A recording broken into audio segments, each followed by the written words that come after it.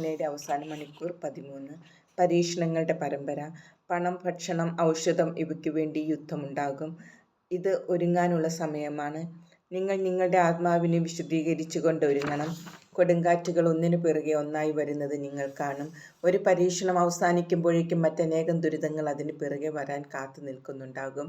പണം, ഭക്ഷണം, വെള്ളം, ജോലി ഇവയിലെല്ലാം ദൗർലഭ്യം അനുഭവപ്പെടാൻ പോകുന്നു. മനുഷ്യവംശത്തിൻ്റെ അതിജീവനത്തിനായി ഈ ലോകം അതിൻ്റെ മാലിന്യങ്ങളിൽ നിന്ന് വിശുദ്ധീകരിക്കപ്പെടേണ്ടിയിരിക്കുന്നു. ആ പ്രക്രിയയിൽ നിങ്ങൾ വളരെ അധികം എളിമപ്പെടേണ്ടി വരും. ജീവിതാവശ്യങ്ങൾ തികച്ചും ലളിതമാകും. വലിയ ക്ഷാമവും യുദ്ധവും നിങ്ങൾ കാണും. അത് രാഷ്ട്രങ്ങൾ തകർന്നു വീഴാൻ കാരണമാകും.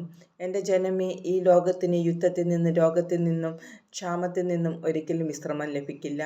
അബോർഷനിലൂടെ കൊല്ലപ്പെട്ട എൻ്റെ കുഞ്ഞുമക്കളുടെ എണ്ണത്തിനനുസരിച്ച് എൻ്റെ ജനം വളരെ വലിയ നാശം ഉടനെ നേരിടാനിരിക്കുന്നു. യുദ്ധം നടന്നുകൊണ്ടിരിക്കുന്നു. അത് തുടരുകയും ചെയ്യും. ആ യുദ്ധം ഭക്ഷണക്ഷാമത്തിന് കാരണമാകും. നിങ്ങൾ ഭോഷരായ ആട്ടിൻകൂട്ടമാണ്. നിങ്ങളെ നയിക്കുന്നവൻ തൻ്റെ വഞ്ചനയിലൂടെയാണ് അത് ചെയ്യുന്നത്. അവൻ ചതിയുടെ രാജകുമാരൻ തന്നെയാണല്ലോ. ഞാൻ നിങ്ങളോട് പറഞ്ഞിട്ടുള്ളതുപോലെ അനേകം സംഭവങ്ങൾ ചുരുളഴിയുന്നത് നിങ്ങൾ കാണും. ഭൂകമ്പങ്ങൾ ഒന്നിനു പിറകെ ഒന്നായി സംഭവിക്കും. രോഗങ്ങളും ക്ഷാമവും ഉണ്ടാകും. നിങ്ങൾ നന്നായി ഒരുങ്ങണം. മനുഷ്യരിൽ അനേകർ എൻ്റെ മുൻപിൽ നിൽക്കാനായി വിളിക്കപ്പെടും. എന്തെന്നാൽ എൻ്റെ ജനത്തിൽ നിന്ന് ഒരുപാട് പേർ വരേണ്ടിയിരിക്കുന്നു. എൻ്റെ ജനമേ, ഈ ലോകത്തിലെ പാപം അത്രമേൽ ഗൗരവതരമാണ്. അതുകൊണ്ടാണ് ഭൂമി നിങ്ങളുടെ പാപത്തിൻ്റെ ആഴം വെളിപ്പെടുത്തുന്ന അടയാളങ്ങൾ പുറപ്പെടുവിക്കുന്നത്.